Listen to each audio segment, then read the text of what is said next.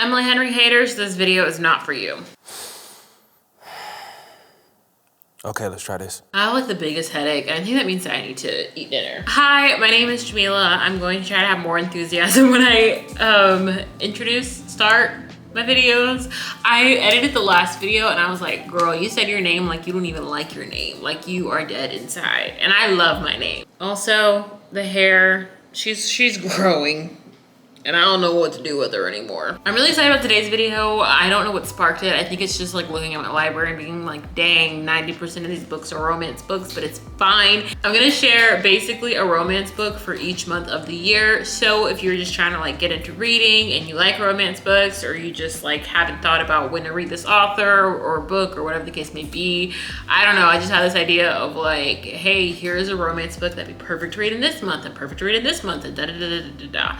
So, hope that makes sense. If not, I mean, I never make sense. So you kind of get used to it after a while. Without further ado, let's go ahead and get into it. All right, starting off. For January, I say Beach Read by Emily Henry. My house is a mess. This is the best angle we're gonna get. Beach Read by Emily Henry. The reason, and this is so sad, but the reason I literally thought like, oh, this would be a great book for January, it's because the FMC female main character's name is January. Plus, January is the coldest month of the year, and in January, all you wanna do is go to the beach. Beach read. February is really difficult because this is a romance like video and Valentine's Day is in February, but the one that I thought was like the best is Love in Other Words by Christina Lauren. In my opinion, it's the only good Christina Lauren book. There's like, it's pink first off, and like pink and red are often associated with Valentine's Day for some reason. And I mean, the word love is in the title. Valentine's Day is all about love. I think it's actually about something completely different from that, but this is not a history class, so we're not gonna talk about it. I don't know, it's just a cute little romance, and I think it's just like, it has the perfect pacing and just vibe for Valentine's Day. So many people read Love in Other Words and it instantly becomes like one of their favorite romances. I was one of those people, and I think Valentine's Day, just the month of February, is the perfect time to read it. Also, February is the shortest month of the year, and this book is so easy to fly through. I don't know how to justify, but Opposite of Always I thought would be like really good for March. I'm still coming up with a reason. Like the main genre, I don't think the main genre is romance. I think there's definitely a lot more to it. I think romance is how our characters get together, but then it actually becomes like this like time traveling piece, and it's also very just like focused on bringing awareness to like sickle cell. I've talked about this book before. It is a YA book, so there's no spice to it, but it's like a YA book that keeps your freaking attention, because I was enraptured when I read this book. I'm gonna say it's good for March because there's green on the cover and St. Patrick's Day is in March. Also, it is kind of like a thicker book, and a lot of people go on spring break in March, so this would be like a really good like spring break read. There you go. That was good logic right there. April, bear with me on this one, okay? 7 Year Slip. Granted, I haven't finished this because I just now got my copy back, and I didn't even get my original copy back. I just said, flip it, we're gonna go buy a new copy. I don't know why this gives me spring energy. I honestly think it's the font choice. Bear with me. The way that food is talked about so passionately in this book, but then also just like these memories that the main character has with her aunt and how those kind of come floating throughout the book, makes me think of my grandmother. And my grandmother was born in April. So there's like elements of this book that it's just very nostalgic for me. And that nostalgia takes me to my grandma, and honestly my grandfather too. And their anniversary is also in April. And my aunt was born in April. Like it all just kind of leads to April when it comes to this book. Although the setting probably doesn't, because I'm pretty sure it takes place during the summer. Also, I mean, with, you know, the whole like climate crisis, it's basically summer in April anyway. It's really sad. Forget Me Not for May. Why? Because April showers bring May flowers. And most of the premise of this romance book is about flowers. If you like think about it, but like don't think about it. It's about Amma and Elliot, and it is a dual point of view, which we love.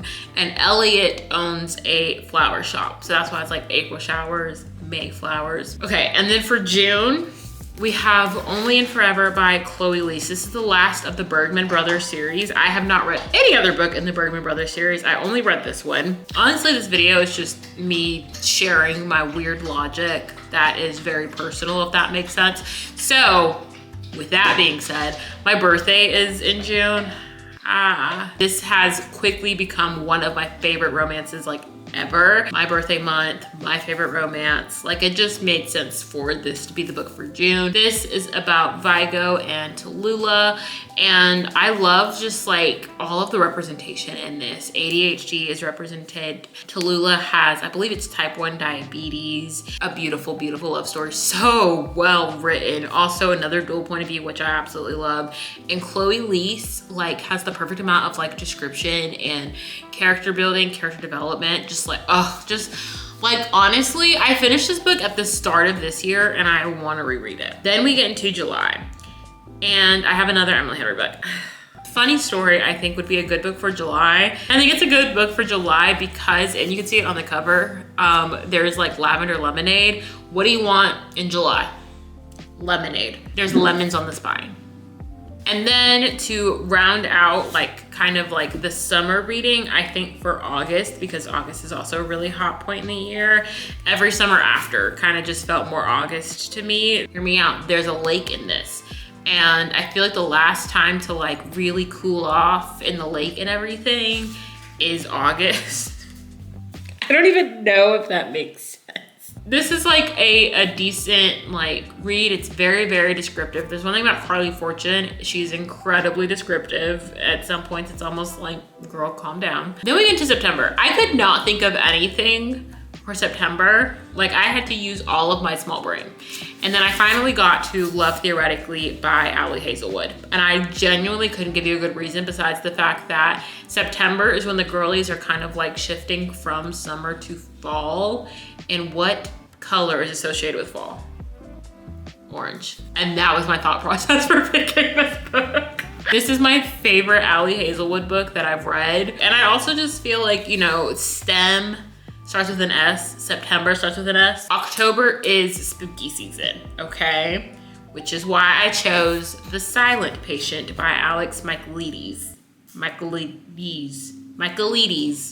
I heard someone say his name once on TikTok and I thought that, oh, that's how you say it. I could say it again. This is not really a romance. Like there's like romantic elements to it. You know, like even though homegirl did shoot her husband several times and then stopped speaking afterwards, when you dive into her mind for part of the book, you know that she loved him. And I took that small snippet of the book and said, this qualifies as a romance.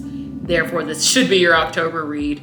A lot of people on the TikTok and the Instagram don't like The Silent Patient. And I mean, cool vibes. You know, there is a plot twist that may or may not actually be a plot twist and like cool vibes. But like, if you're just, you know, want to read something that's like a psychological thriller but won't keep you up at night and instead will keep you in the Chipotle parking lot for about 30 minutes and just trying to figure out like, why did you read what you just read and do you want to read it again?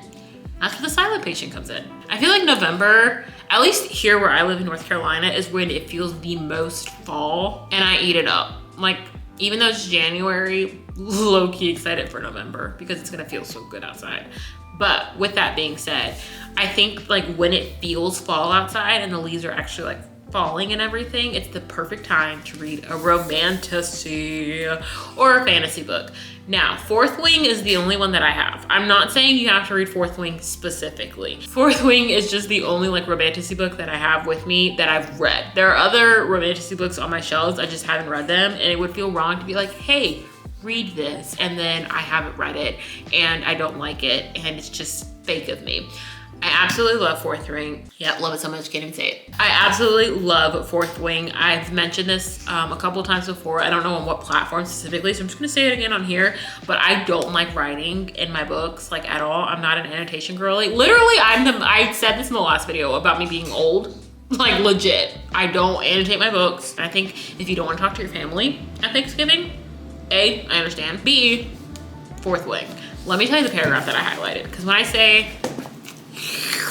ate it up, honestly, this is kind of a spoiler if you haven't read Fourth Wing by Rebecca Yarros. So I'm gonna put on the screen this timestamp to skip to if you don't want to hear the spoiler. But the reason that I wrote in this book was this paragraph on page 490. She can't die, and not just because there's a chance I won't survive. She can't die because I know I can't live without her, even if I do. Somewhere between the shock of our attraction at the top of that turret to realizing she risked her own life by giving up a boot for someone else on the parapet that first day, to her throwing those daggers at my head under the oak tree, I wavered. I should have realized the dagger... My bad. I should have realized the danger of getting too close the first time I put her on her back and showed her how easily she could kill me on the mat. A vulnerability I've allowed no one else. But I brushed it off as an undeniable attraction to a uniquely beautiful woman. When I watched her conquer the gauntlet, then defend and dar. This is embarrassing. I know how to read. Then defend and darn at threshing, I stumbled, stunned by both her cunning and her sense of honor. Honor. Okay. When I burst into her room and found Oren's treacherous hand at her throat, the rage that made it so easy to kill all 6 of them without batting an eye should have told me I was headed for a cliff. And when she smiled at me after mastering her shield in mere minutes, her face lighting up as the snow fell around us, I effing fell. We hadn't even kissed, and I fell. And that is Xaden, who is our main character, talking about how he fell in love with Violet, our female main character. First time I read it, I cried.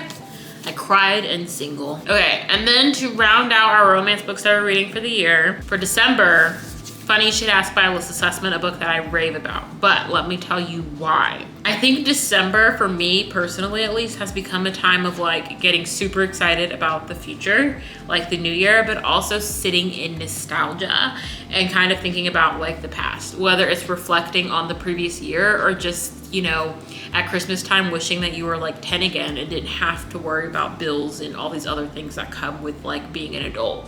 So with that in mind, this book is a combination of the present and the past with hope for the future.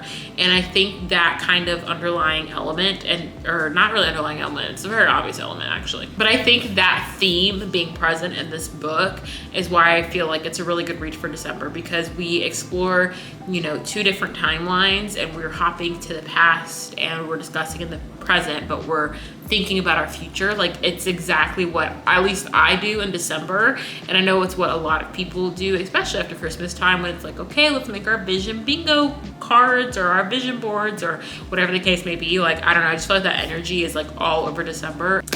And those are all of the romance books that I have, a romance book for every month of the year. I actually really like the concept of this video. I definitely feel like I need to fine tune it, but I want to do this again next year, but maybe with like nonfiction books for all my nonfiction humans. Anyway, if you stayed until this point in the video, you are crazy, but I love you for it. I can officially say that we are into the new year, and I hope that you've had a decent start with the new year. And if not, you know, you can restart every day, or B, you can do what I do, you can restart February. And then February don't go well, restart March. You know, just consistent restarting. It's fine. It's human. It's America. If you're American, and if you're not, even just saying it's America should tell you how things are going. Like I said at the beginning of this video, I do have a headache. I need to eat dinner, and Clover ate without me, so I'm gonna go put some food in my stomach, and I'm so happy I could knock this out before the rain. Come here, Mama. You wanna say bye? You wanna say bye? Say bye. Bye. You're just happy to be off the ground.